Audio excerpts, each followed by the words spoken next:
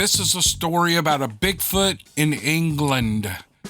How many stories have you heard about Bigfoot in England? Some people would say, well, they don't have enough forested land or they don't have enough wilderness to host a Bigfoot or a family of Bigfoots or a whole population of Bigfoots.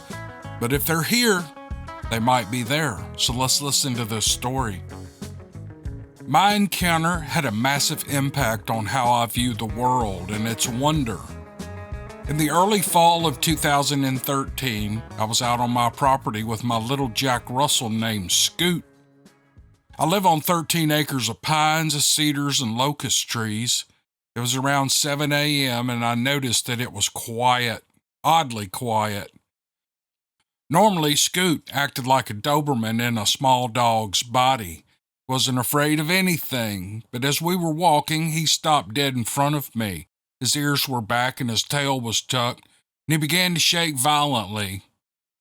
He had heard what I heard. It was a long, deep, menacing growl.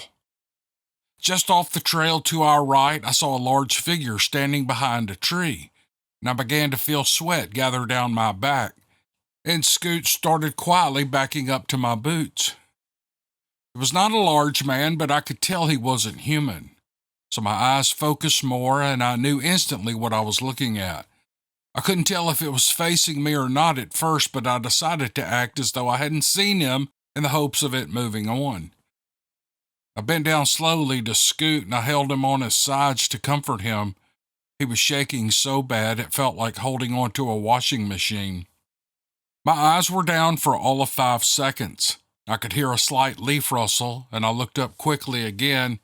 This creature had moved halfway between me and the tree it stood behind. He was slightly bent over and rocking side to side. He was so close I could hear his deep, heavy breaths, almost like snoring. He had huge, penetrating dark brown eyes that were moving up and down from me to Scoot, who was shaking even worse than before. He had enormous arms and dinner plate hands, and his fingers were kind of wiggling. His thighs were as wide as my waist. He had black hair all over, apart from some places on his face and his mouth, which was tightly shut as though he was upset. He had scars on his face and lines all over his chest, arms, and shoulders, which were like basketballs. Though his hair looked matted and filthy, the smell wasn't what I heard. It was bad, like rotten eggs, but not overpowering. He raised his enormous right arm and grunted and motioned with his hand as if to say, "Go." And out of nowhere, from the left, came a gunshot that scared the hell out of me and Scoot. It didn't seem to be in our direction, but it was close. The big guy looked in that direction with massive, bared yellow teeth and clenched hands like boulders. He motioned again, telling us to leave. Well, I slowly picked up Scoot under my arms and I stood up, and I turned around and gently walked away. I didn't look back, but I knew he was getting out of there too. He sounded like a tank crashing through the woods. Moments later, there was 6 or 7 more shots, but I knew that this creature was gone, which was a massive relief. I don't remember getting back to my truck, nor the feeling of being peed on by Scoot. I was sitting in my seat, staring out of the window, thinking about what just happened. And this was not real. It couldn't have been. It had to be a hoax. It had to be a big lie, a trick someone was playing on me. It was a weirdly confusing, emotional experience. I drove back to my home without any thoughts of anything. The next morning, there were reports of poachers in the area. They had been shooting at people, and one person had been shot in the leg by these poachers. A sudden wave of shock and realization came over me. The big guy was protecting me and my dog. I couldn't hold back my silent tears, and I lost the ability to speak. I had never felt so much emotion in my life. These poachers were eventually caught. It seemed my acres hadn't been walked by anyone in years, so maybe they thought it was safe. Now I know differently. Since the day I met the big guy, I have left pink lady apples, an interesting shaped rock, and I placed 2 sticks on a cross in the place that we met. I know he appreciates the gifts because I have been gifted in return with dead birds, squirrels, and other interesting rocks, and more sticks in different patterns. This encounter, which I cannot completely wrap my head around, has changed me. Now I question everything. I recycle everything I can, and if I'm out in the wooded areas, I take a bag and I pick up any garbage. I become more rational and I try to do my best for conservation. I encourage anyone to go out and enjoy the outdoors, and I have a whole new respect for the gift of life. Honestly, I thank God or evolution for putting me and Scar, a fitting name for my woodland friend, on this planet. But I do hope they are never scientifically discovered because they will be put through hell in the name of research. He and the rest of his kind need to be left at peace to enjoy what's left of this crumbling world. He does not need humans taking over his way of life and destroying his species. Amazing, incredible, and devastatingly beautiful. That's the only way I can describe him. Let's keep him mysterious and leave him alone to be who he is. Now, I've never told this to anyone, and I do not intend to after this. This was my encounter, and it was mine alone. He came to me, and I to him, and it is for us to remember and treasure. Keep up with the good stories, friend. And he signs off, and he wants to be anonymous, and I could almost hear him telling it in his British accent. This guy really made a pact with a Bigfoot in the UK, and apparently he owns some land. I've never heard of poachers shooting at people, but I guess, sometimes the things you read about in fiction are something someone's done. I'm not saying this is fiction, I'm just saying some of the weird things that you read about in fictional novels and short stories are things that the writers have heard people do. And so this kind of gave me an idea for a Steve Lilly story, poachers shooting at people. I don't know. How could I twist that into a really good Steve Lilly story? Anyway, I'm just rambling. Thank you for the story, sir. I certainly do appreciate it. I can tell you it's a man. It's not a woman. It's a man. All right, let's go to another story. Thank you, sir, for the story. Hey, y'all, thanks for clicking on the video. I appreciate it. Happy 4th of July. Hope you're having a good day, eating some good food, some good ribs, hamburgers, barbecue, whatever y'all like to eat on the 4th. Hope you're getting plenty of liquids, beer, water. Beer doesn't hydrate you, but water does. Gatorade kind of does. Those are my health tips for the day. You're welcome. But I hope you're getting plenty of liquids because it is kind of hot. But we've got beautiful weather, looks like, across the whole country. I just hope you guys are having a great day. Here is a podcast for the 4th of July. Nothing in it relates to the 4th of July. Just happens to be when I'm posting this video. All right, here we go.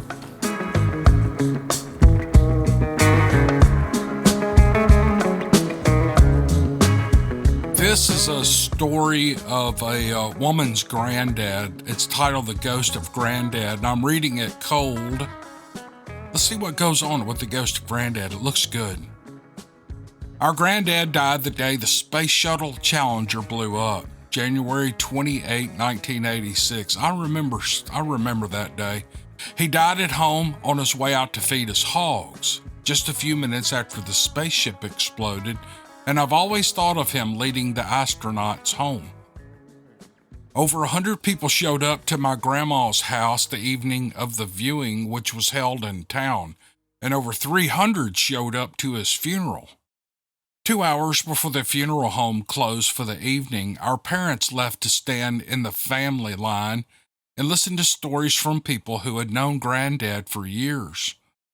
Before they left, they asked my brother and me to stay at Grandma's to answer the phone and give directions if anyone needed them. Grandma had a gunshot house. We call them shotgun houses. A gunshot house, I know exactly what she's talking about. Meaning you could stand at the back door and shoot a gun down the hall, and the lead would pass through the front door. The bedrooms are on the side, and the bathroom, which was only added in 1963, was added onto what was the laundry room at the back of the house. Well, my brother and I had never stayed in that house by ourselves. It had dark walls and a dark ceiling and a dark floor. Even the kitchen was dark. The ceiling lights were dim, too. We started wandering from room to room and talking about Granddad and Grandma, and then we settled into the living room and we turned on the TV with the volume on low. Because the house was so dark, we had every light on inside, from the back porch all the way up to the front porch. And as we were sitting there, a light flickered and went out. Well, I got up and replaced it. And when another light flickered and went out, I replaced it too. A strong breeze swept through the house, all the way from the back to the front. And then one after the other, every light started to go out. My brother was terrified of the dark, even at 21 years old. And we're 59 and 60 now, and he's still got a night light on the side of his bed and a lamp in the living room where he goes to sleep at night. My brother Bubba yelled, and I fumbled my way through the dark to find him until he grabbed onto my arm, and we stumbled out the back door and jumped into Dad's truck. There was no moon that night, and it was blacker than black. And I wanted to cry, but I couldn't. I was the big sister, and big girls don't cry. I drove us to the funeral home, and as soon as we got there, my brother bolted into the building, and I found him stuck to my mother's side, still shaking. Meanwhile, I went to look at Granddad one last time.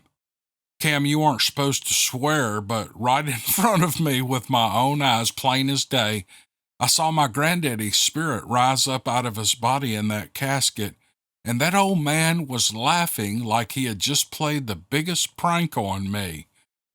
I told him that I loved him, and I ran outside, and I spent the remaining time on the side porch of the funeral home. Old men and their pranks, what can you do? Oh, that was a good story. It's kind of scary. You know, Grandpa probably, if his spirit did that, he probably shouldn't have done that. I don't know what else to say about this, but oh my gosh, I'd rather, him come talk to me and tell me he loved me and thought I was a good kid.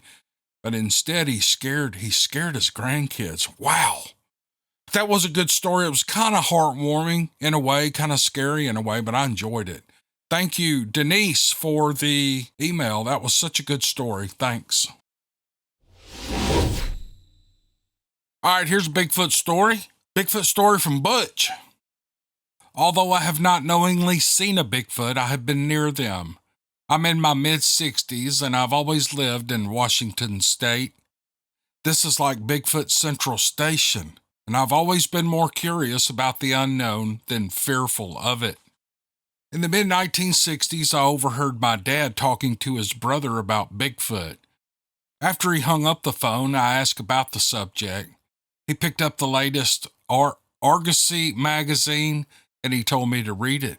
And there was an article reprinted in it about some gold miners. In the 1930s, some prospectors found gold in a canyon against the southern side of Mt St Helens. They found it up on a shelf of a very steep canyon with more shelves above them. They hit the mother lode up there. They built a sturdy cabin over the mine entrance, and they stayed for a few months. The miners noticed the apes soon after arriving, but they were more concerned with their gold fever, so the apes were left alone. And over time, the creatures came closer and closer. As the weather was cooling for the coming winter, one of the men went to relieve himself one morning, and as he stepped out, he saw a Bigfoot standing a few feet away. Well, the ape stared at him curiously, and the man reached into the cabin door for a rifle they kept for bears. When he swung back around, the ape was already walking away toward the cliff. The man shot it in the back and saw the dust fly off of it in the impact. Later, they all went out and found blood, but they didn't find the body. They looked over the cliff and they saw nothing. The other men were not happy with the shooter. They told him that the Bigfoot were harmless unless they were harmed. That night was a sleepless one. The apes threw large boulders from above all night long. The men hid in the mine for fear of their cabin collapsing on them. Come sunup, the barrage stopped. When they went outside and found large boulders and footprints everywhere. The cabin had withstood the attack, but just barely. They packed up the gold and got out of Dodge, and the canyon was now named Ape Canyon. Now, two of these guys were father and son who later moved to a small town called Cougar near Mount St Helens.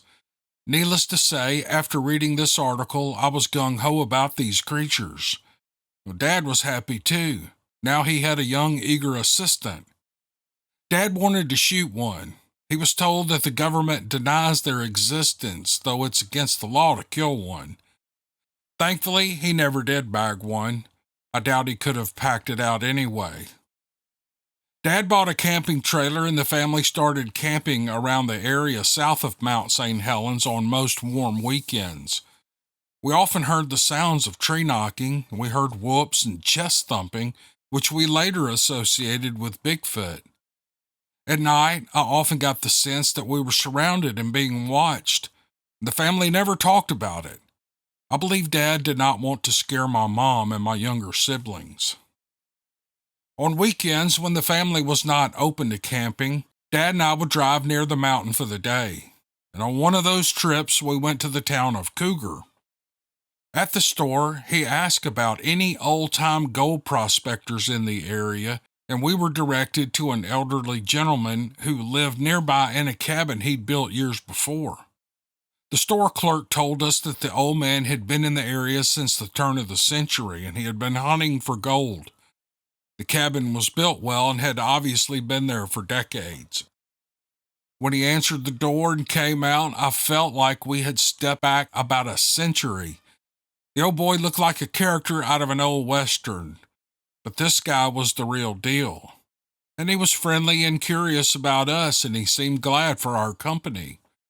And when Dad asked the man about his opinion of Bigfoot, the man lit up like a Christmas tree. He told us that he'd seen them often and had not felt threatened by them at all.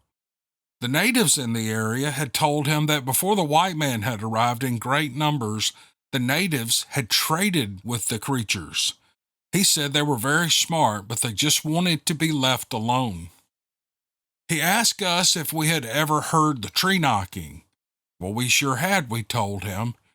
And he said that the apes used that as a form of communication, that if they were around and we knocked a branch against a tree, they'd answer with the same knock pattern, which later proved to be true. He asked us if we knew about Ape Canyon and that incident, and we told him that we did. He told us that two of the men of that group were alive and they lived nearby, and they were father and son. We got directions from him, and we thanked him, and we took our leave. He encouraged us to stop by again. When we came back some months later, we found that he had passed away. I hope he's walking those streets of gold in heaven. The father and son prospectors were also friendly and were glad to retell their stories. They showed us some of the gold nuggets they took out of Ape Canyon. They had not gone back to their claim, but they still lived on their portion of the gold. We were there for a couple of hours and fascinated by the adventures that they told us about, that they had lived, and I felt privileged to meet history. Well, Dad became an avid Bigfoot hunter long before it was cool. Around 2005, one of Dad's Bigfoot buddies drove him to an area north of the Columbia River in the Cascades, where he knew a family of Bigfoot lived. The men sat on a hill above the clearing, hidden in the shadows of the trees, and they used field glasses to view the area below. They saw some movement in a grassy clearing, but what they saw was something harder to believe than a Bigfoot. Now, Dad had not told me this story until recently, and I happened to mention that the natives of North America talk of a breed of dog that lives in the mountains of our continent. It is mute, and it looks just like the hyenas of Africa.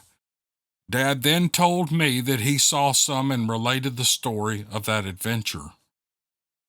He also told me of an earlier solo trip he made in the nearby area where power lines go through steep and wide canyons. The ground under the lines was cleared of undergrowth. He was under some trees about a half-mile opposite the lines when he saw a man in a brownish-tan coat climbing the hill under the power lines. It only took this man 10 minutes to climb to the top from the bottom. As Dad watched, he realized that it would take him more than 30 minutes to do the same thing. He looked again at the man and he saw that it was no jacket at all that he had on. It was fur. And by the time he realized what he was looking at, the creature had disappeared over the hill. My dad, when he was a kid, his neighbors were fire watchers after World War II in Oregon State. They were stationed at a lookout fire tower near the Three Sisters. There was another mountain about 3/4 of a mile away. The top of this mountain was a bare rock. One day they observed movement on and around the rocky top. It looked like bears playing grab-ass, but through the binoculars it became obvious they were not bears at all. They were monkeys, large cub monkeys. Well, they called the ranger station to report this. Later, they were called back and were told not to put this incident in writing nor speak of it again if they wanted to keep their jobs and their credibility. Apparently, they let it slip because my dad overheard them talking about it, and it got him fascinated by the subject.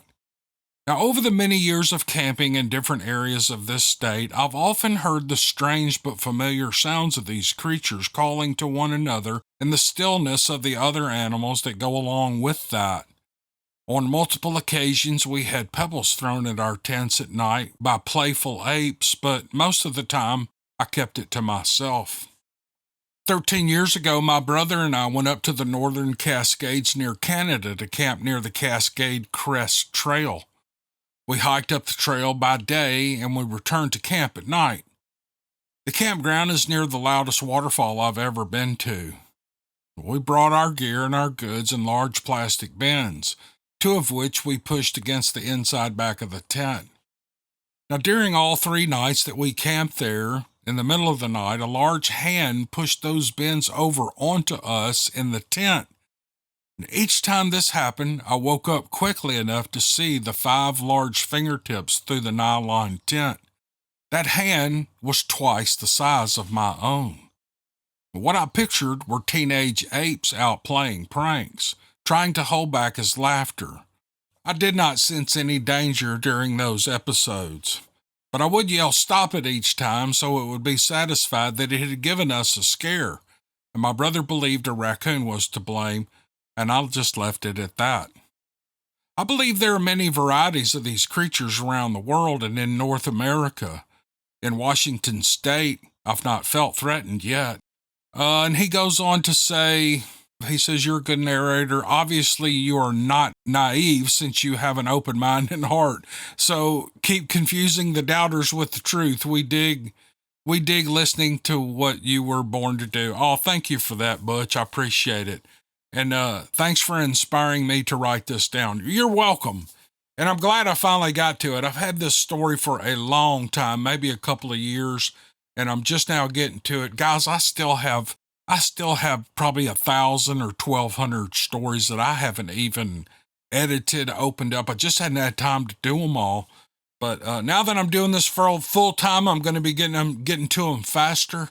And I thought this was a great series of stories. The man and his father had similar interests. They've both have had experiences. And that story about the Mount St. Helens pack of Bigfoots that live there, there's all kind of stories around Mount St. Helens.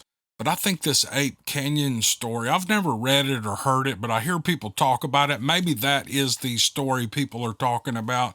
And then when Mount St. Helens blew, I guess that was back in the late 70s or 80s. Supposedly a bunch of those Bigfoots were killed in the volcano eruption. But a lot of cool stuff going on around Mount St. Helens even today.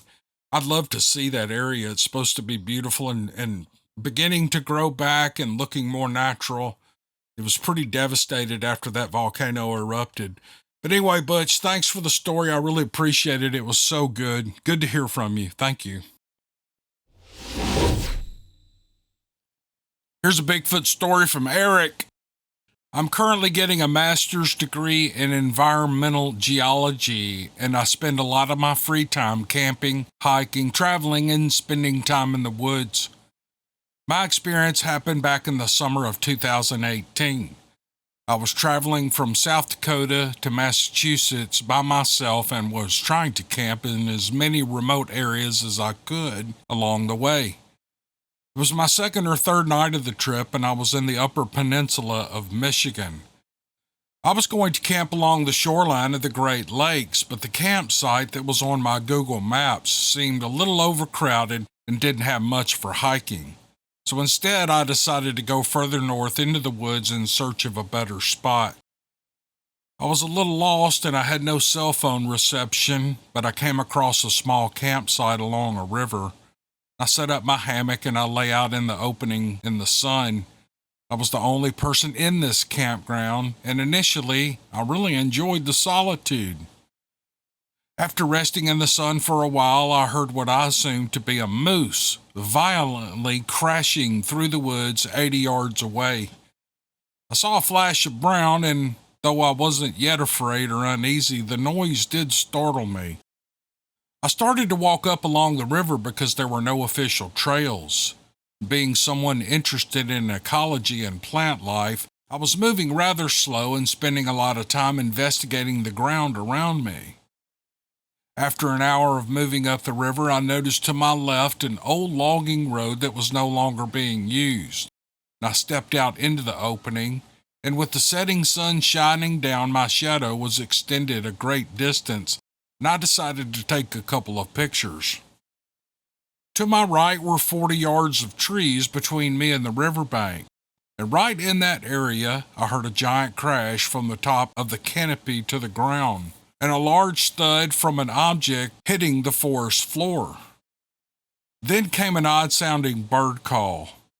That's when I started to feel uneasy, but being 25 years old and considering myself in pretty good shape, I grabbed a large stick and I went to investigate the area for a few minutes before my gut told me that it was time to leave. The sun was getting low and I didn't have a flashlight, so I started walking back. 10 minutes later, the strange bird call sounded again, only this time it sounded as if whatever made the call was making it directly at me. I rushed back to my hammock without any further incident, and by the time I got settled in, it was dark. There was a slight breeze, but nothing too wild. But as I lay listening to the woods, a tree right across the river from me fell violently to the ground. I did notice beaver activity in the area, but I thought it was strange based on my previous experiences that a tree would fall so close just across the water from me. Somehow it felt intentional. I did manage to sleep, and I left in the morning with no further incident. It wasn't until my car ride the following day that I really began to process my experience and just how strange it was. I don't have an explanation, but I do wish I had investigated it more. During my undergrad years, I was a double major in geology and anthropology, and I studied human evolution. If I were to take a guess, if a Bigfoot-like creature did exist, I would think it would be some type of hominin creature that diverged somewhere on the human evolutionary story, which we already know is incredibly complex. Forests are also a terrible place for preserving fossils, and in my opinion there is a chance, however slight, that an intelligent cousin of ours has survived hidden in the remote forests of the planet. I would love one day to actually spot Bigfoot in my travels, but until that day, I'm going to remain a dreamer. Oh, Eric, that's my thing too. I'm a dreamer. I've never seen a Bigfoot. Never really on my own seen any evidence of Bigfoot. I've been with other people and have seen a little questionable stuff. These same people have put up videos that is really quite convincing stuff, or very persuasive in tracks and all, which wouldn't normally be persuasive to me, but I know these people. I know they're honest. They're just good people. They're not It's just not in their DNA to make up stuff. So I'm a dreamer too, and I can see where these sounds and things would make you think, make your thoughts go toward this creature, especially probably hearing some stories and watching some documentaries or videos on this, and there are hundreds of them, hundreds of them. I'm talking about documentaries and movies and fictional movies for entertainment. It makes people think toward the Bigfoot answer. I don't know. That's kind of, do you think we're subconsciously kind of leaning toward that when we hear noises in the woods? I don't know. Maybe not. What do I know? But it was a great story, buddy. Appreciate you sending it. Thank you. All right. Hope y'all enjoyed those 4 stories. This is the part of the podcast where we reach back in time 5 or 6 years and pull up archived podcasts.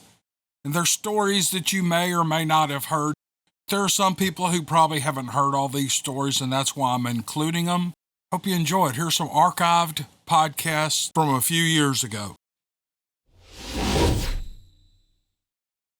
I've lived here at the foot of the mountain in southeast Oklahoma for over 20 years, and I have seen these critters twice. However, I have heard them many times. They either howl, whoop, chatter, or make their bird sounds, which, if it was a bird, it would have to be as big as a house to make a sound that loud. They eat the pears off my trees, but they always bring me one with no marks on it, a perfect pear. They lay it down in the same spot in my driveway every time, where I can see it from where I sit on the porch to have my morning coffee. If they were out to hurt me, they would have ample opportunities to do so. They haven't hurt any critters that lives on this land either. But I don't go on that mountain. I have no reason to do so. The first time I saw one of these things, I glanced out the window of a bedroom while I was walking down the hall, and there it was. There was a face looking in the window. I could tell it was a young one.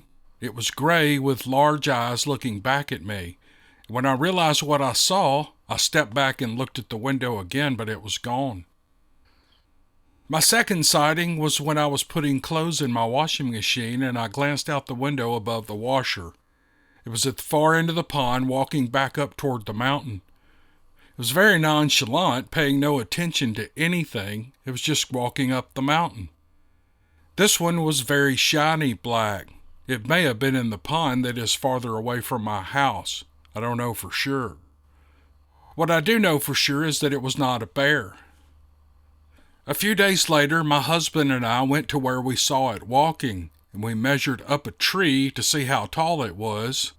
I had seen it walk behind this tree, and I knew where its head leveled off. The small tree came to the hairy person's waist. When my husband walked behind it, the tree was above his head. My husband is 6 feet tall. The hairy person had to be 9 feet tall. Now to get to the meat of the conversation. They are here, and they are real. There's ample proof out there, and no, they're not great apes. Their DNA has been tested and some more. They do have bodies. The question we should be asking is, why is the government trying to keep them secret from the people? They're not a joke or a scary story to tell around a campfire. They're real, and the DNA results have shown them to be human hybrids. Every American should be after our devious government to tell us what they know of these things. Why all the big secrets? Is it all about the money, or is it something else? I just want to know, don't you? The government has finally, after all these years, said that there are UFOs out there. The American people have known that for years. Who was to benefit from that secret? And who is to benefit from the secret of the Bigfoots? Voices united makes a mighty roar.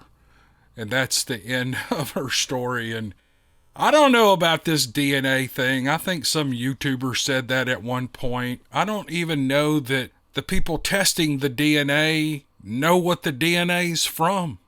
I mean, we can't even get a picture of this thing. So, I don't know. I'm dubious of the DNA evidence. I hear it talked about all the time. Oh, there was some woman who did the DNA stuff, they claim, and I hear that story over and over and over.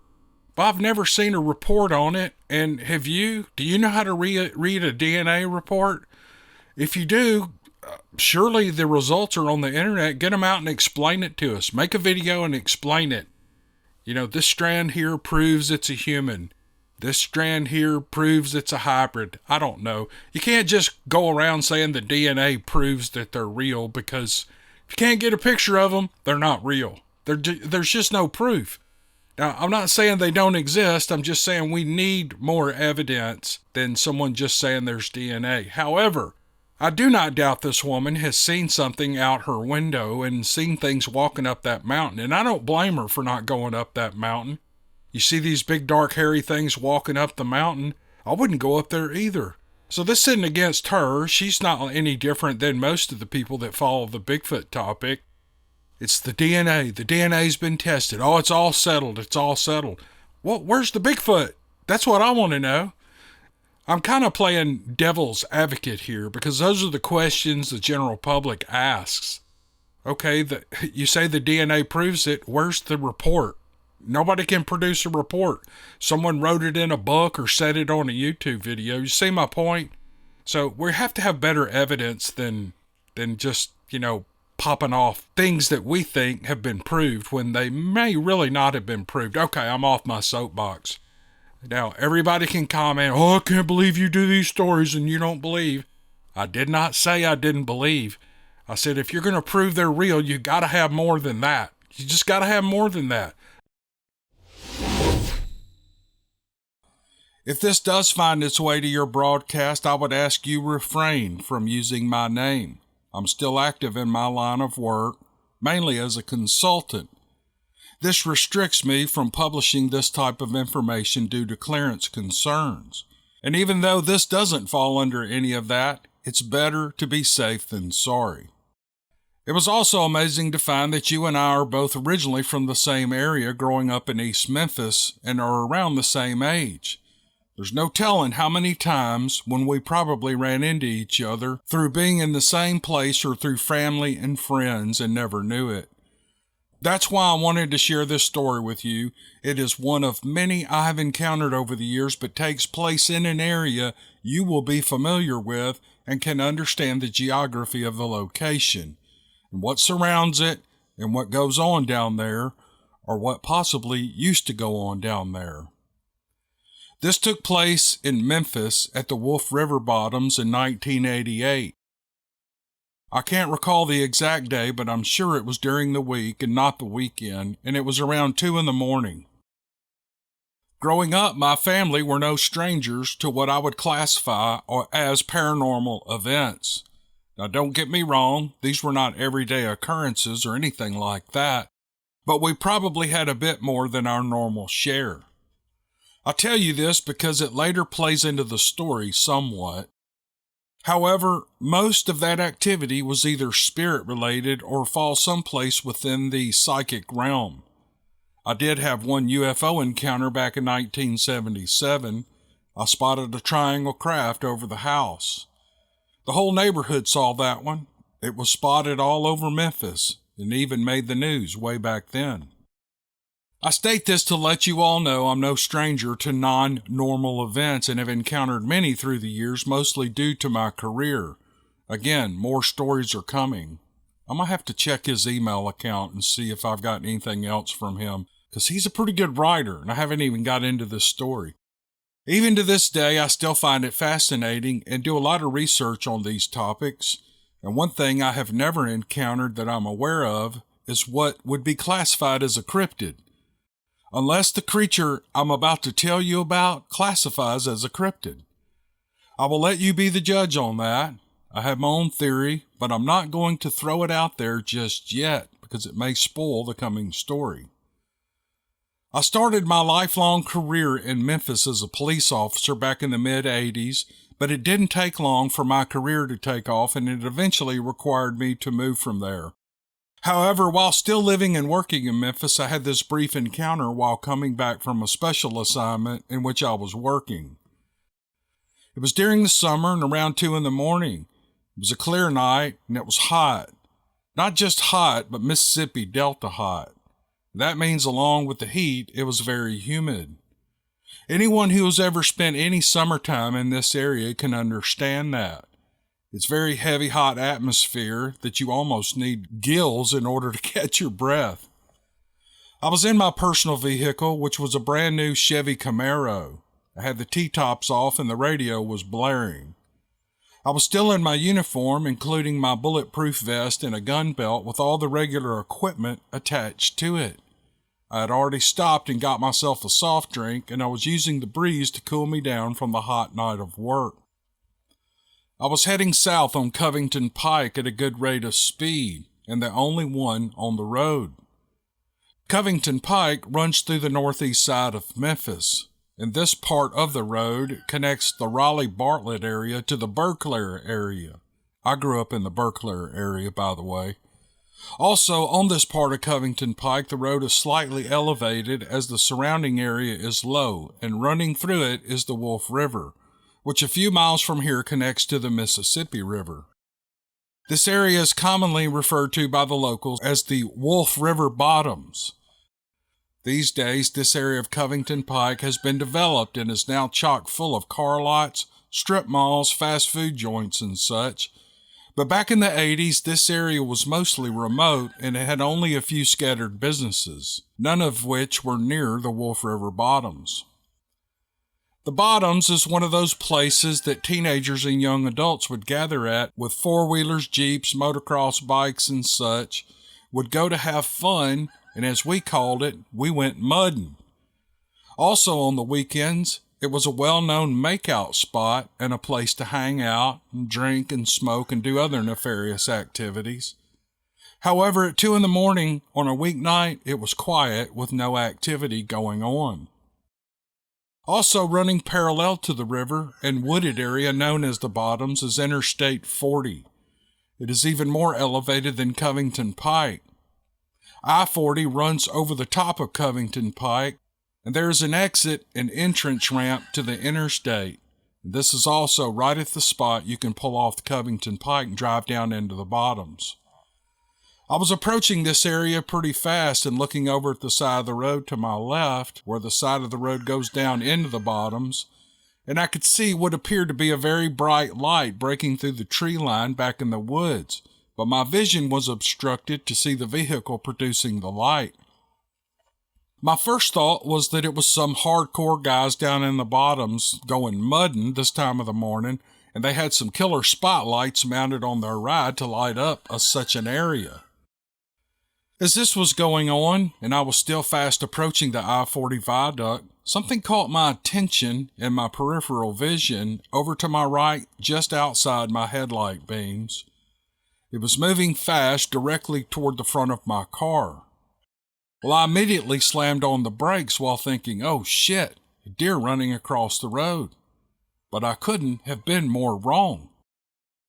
It came to a screeching halt right in the middle of the road, right in front of my headlights, not more than 7 feet from my bumper. As we were both froze in place staring at each other, and I'm not sure had the bigger oh shit expression, me or it. At least that is, if the thing I was looking at was human, then that's the expression I would have guessed was on its face. It only stopped and froze in front of me for probably no more than about 10 seconds, but it was a 10-second period that seemed like lasting for minutes. I can only assume this, but perhaps with the oddity of the moment or fast reaction of stopping the car before I hit something, what I would call my police mode kicked in, and I began to mentally take note of the situation and went into observation mode. I started taking notice of the suspect in front of me. It appeared to be 3 to 4 feet tall, but was also crouched. It could have been closer to 5 if it stood straight up, but I got the impression that its current body posture was its normal way of standing. It had a large head, at least compared to its skinny, slender body. The color of the head seemed a bit darker than the rest, all of which appeared to be dark gray and greenish in color. Similar to the color of American alligators, but the appearance of its skin looked like a similar texture to humans. Y'all, my rooster's raising sand out there. Just ignore him. It was shaped the same and had dark, large oval-type eyes on each side of the upper part of its face, running slanted from the top portion of its head to about the midsection of its head.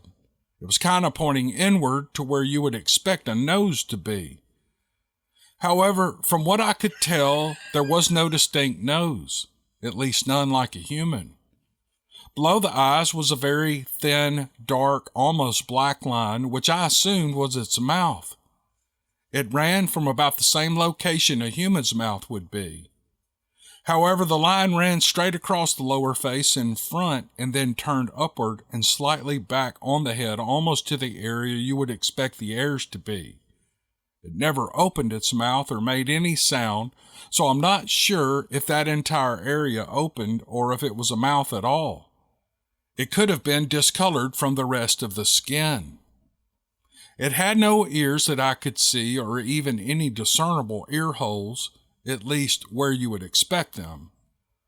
The neck was slightly more elongated and smaller than a human's running down its body, and the chest area was rounded like a human but vastly smaller, almost like a child. Its arms appeared to be longer and somewhat disproportionate to its body, and they were skinny and had an insect-type look to them. Not so much an exoskeleton look, but obviously jointed. They weren't hanging down as you would expect someone standing there to have them, but kind of folded up on each side of its body. It was a bit like in a relaxed boxer stance, but with the hands turned in toward it and not at me. I could make out hands, but they were also completely folded at the wrist joint against its forearms, so I'm not sure what they actually looked like. The legs were long, because even with this thing's shortness, I could make out the top of them, even with it so close to the bumper, which was obscuring the bottom half somewhat. They were like the arms, thin and insect-like, but it appeared to be jointed the same way, but to have the upper part of the leg shorter than the bottom part of the leg. I could not see its lower leg, its shins, or its feet area to determine what they looked like. I did notice its chest area moving slightly like it was breathing, but it seemed slow and steady. If I was racing up that 20 to 30 foot embankment, even in the shape I was in back then, I would have been sucking wind too. I never noticed anything like genitalia to determine if it had a particular sex identification, and I didn't see scars or anything like that. There was no hair any place that I could see, and I'm not even sure if it was wearing any type of clothing. If it was, it would have had to have been skin tight. My focus was on its head and my adrenaline was pumping, and it was only a brief period of observation, so I probably missed quite a bit. Then it turned its head quickly as if it either saw or heard something coming from the area that it was running toward, and took off like a shot. It was out of my headlights now, and I could still make out its outline in the darkness, and it was moving like an Olympic sprinter. It leaped over a guardrail onto the other side of the road and down the other side of the embankment toward the area that I saw the light coming from. I don't know why, other than I'm so used to pursuing suspects when they would run from me, but I popped open my car door and I was on my way out of the car to pursue it. There was no way in hell that I was going to be able to catch this thing, especially wearing all my gear, a bulletproof vest, and in this humidity, I thought to myself, but I gotta try. I made it halfway out of the car when I thought to myself, stop. So I stopped. Then I thought to myself, following this thing is dangerous to you. We need to move along. So I got back in my car and put it in drive, and I started to go. I made it several feet to just under the interstate overpass, and then I was thinking to myself, man, this isn't right. So I stopped the car again. But before I could get back out of the car, again, I thought to myself, you need to stop and give this up. And then I thought to myself, again, following this thing is dangerous to you. You need to move along. Again, I put the car in drive and I hit the gas and I left. I drove a quarter of a mile and I pulled over on Macon Road. I sat there for a bit trying to gather myself enough to check my sanity. Did this just happen? Yep. Did I see what I saw? Yep. Why would I just drive away from that? Why would I tell myself it's too dangerous when nothing during the encounter felt threatening to me? It's weird, yes, it's very strange, but was it dangerous? And why would I think to myself in those words when I never generally use phrasing that way or refer to myself as if I was someone else saying that to myself? Did I just get a Jedi mind trick pulled on me? Perhaps it was trying to save me? Was there something I missed? Was it possibly chasing something else? Something more dangerous? All of this was going through my mind at that time. One thing I know from my training is that witness observations deteriorate quickly. I'm also paranoid now that if it was not me thinking this, and I'm still battling that issue till today, could I somehow have this stripped from my memory? So, time for documentation. I pulled out my notebook that I used for documenting my police activity, and I wrote down everything I could remember. Another thing I know from my past experiences with dealing with supernatural entities is to only share with those who you can relate to so it doesn't tarnish your public life. I then tore out those pages out of my notebook and I kept them till this day. Finally, after about 30 minutes of documenting and de-stressing, I turned around and I went back. I found exactly what I expected to find. Not a damn thing. No creature, no lights in the woods, nothing other than the skid marks where I slammed on the brakes. I called my brother the next day after getting zero sleep that night. After that, how could I? My brother has also experienced prior paranormal stuff, some with me and some apart from me, but he was older and he had been involved with and researching this kind of thing for some time, and I needed to trust the source. Remember, this was the 80s and way before the internet. He wasn't too sure about the creature, but it didn't fall into the realm of what is known today as your garden variety cryptid. He started leaning more towards spiritual beings, I think probably because it is in more of his wheelhouse than anything else. But I had my doubts about that. This thing was solid. It was three-dimensional. And even though it's putting human expressions on something that's not human, I can't shake the feeling that it was caught off guard and freaked out momentarily as I was. It was as if I surprised it. I've never heard of a person surprising a spirit, a demon, or something intangible. It's usually the other way around. My brother is also in a very small circle of people that I have ever told about this encounter, until now. I'm curious and I still seek possible answers to what I did encounter that night, and now that I can kind of relax some on reporting this now, perhaps someone out there has had similar experiences or has also run across one of these beings. Any help or a point in a direction would be appreciated. As of now, with some of the research I've been able to do, my thought is this may have been an extraterrestrial encounter. Perhaps the light I saw was from a craft it was trying to get back to or some parallel dimension doorway. There's also an active train railway that runs through there, and it may have just been a locomotive that was passing by when this occurred. I've seen other trains passing through there, but I don't ever recall the light being that bright, but who knows?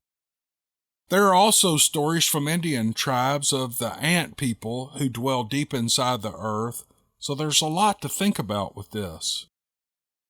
Today, I reside in the Middle Tennessee area, and I'm now retired law enforcement, and I've worked for several agencies, both local and federal, in various capacities, mainly with specialized units. I would like to say that this encounter was my last supernatural encounter during my career and lifetime, but there have been a few others, but those are stories from another time. When I was a kid, we lived back in the Arkansas sticks. There were a lot of old abandoned properties scattered around the countryside. These properties always had dilapidated houses in various stages of decay and disrepair. And these houses always had at least a few fruit trees around them. In the fall of 1963, the year I turned 14, one particular pear tree in one of those old house yards was loaded with sweet, juicy pears. One day, my dad happened to notice that tree and, not wanting to see the fruit go to waste, sent my sister and I to pick 2 100-pound burlap sacks full. We saddled up our old mare and we set out to complete our task. Okay, I think that's funny.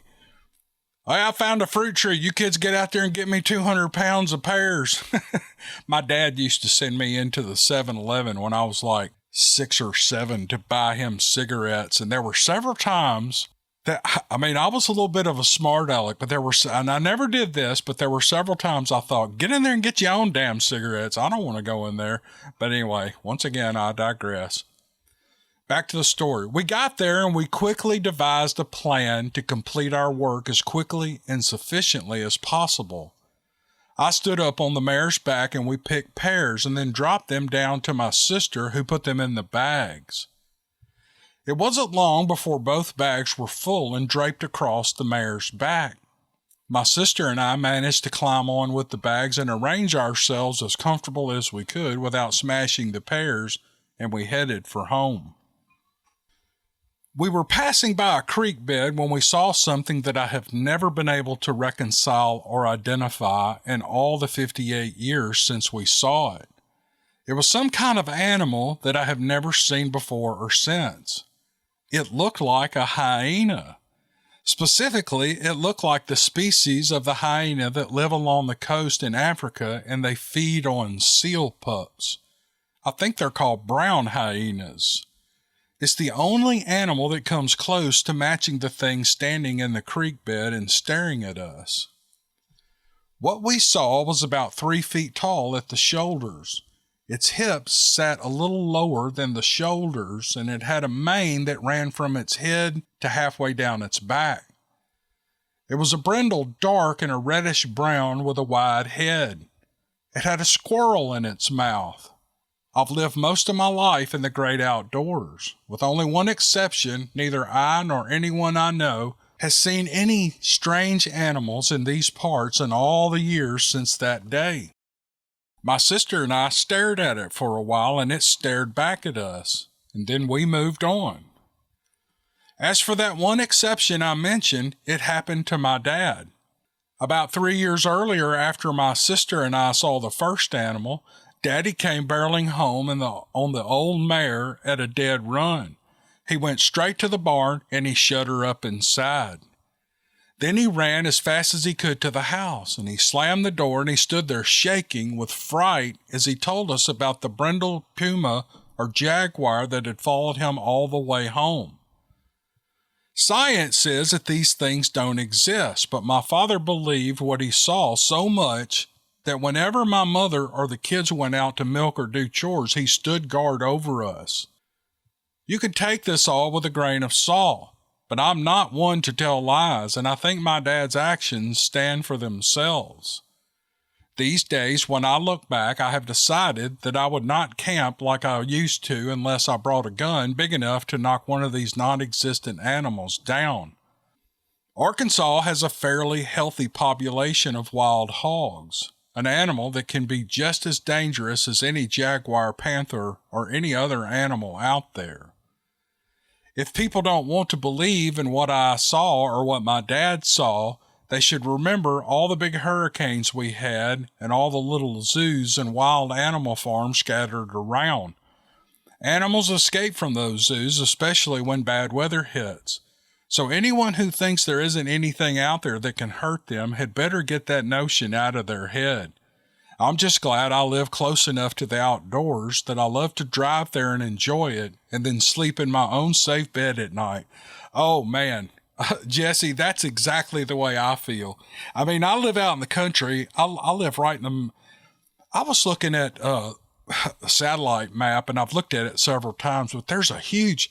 Just north of me, there's this huge, vast expanse of woods where there is no civilization. I don't know how many miles it is, but it's the Holly Springs National Forest. We ride ATVs and four-wheelers back down those roads and stuff. My wife and I like to go ride those things. Matter of fact, we were looking at one of those dune buggy looking things like a Polaris Razor or something. I'm not going to buy one, but boy, I wish I could afford one because that would be so fun to just blaze up and down those dirt and gravel roads on that. But I'm getting off topic here. Here's the deal. He's right. And he's in Arkansas. And did y'all know, have y'all ever heard of the story in, I think it was Claiborne County, Arkansas, where 2 lions escaped? You know, these people were keeping exotic animals, and these 2 lions escaped, and they roamed those hills in Claiborne County for quite a while. I think a deer hunter saw one take down a deer. Can you imagine sitting in a deer stand and looking at a lion take down a deer? You're just sitting there. He can get up that tree. Oh yeah, lion can get all the way up that tree. I would absolutely have a heart attack. And so this man's right. These people keeping exotic pets. I've read a lot about this. You know, the laws on exotic pets are very lax in pretty much every state. I know y'all watched that Joe.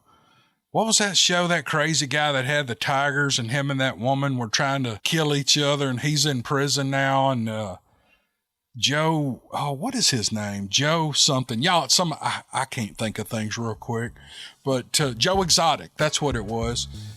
Y'all ever seen how many tigers he had in that place? All it would take is a good tornado to come through there, and all them tigers are out. But anyway, in Claiborne County, Arkansas, hunters finally killed those tigers. They had to hunt those tigers. They were hunting big African, dangerous game in the hills of Claiborne County, Arkansas. Look it up on the internet. It's there. Thank you for listening to this podcast. If you thought it was any good, maybe you could reach down there and click that thumbs up button, or you could click that subscribe button. That would help me in the algorithm. And heck, if you're ever so inclined, leave a comment. Leave a nice comment. If you didn't like it, if you don't have anything nice, don't say anything. But I'll tell you this is the nicest group of people you'll ever see on the internet. Just read through the comments. People are so nice. So thanks for listening to the podcast, and we'll see you on the next one.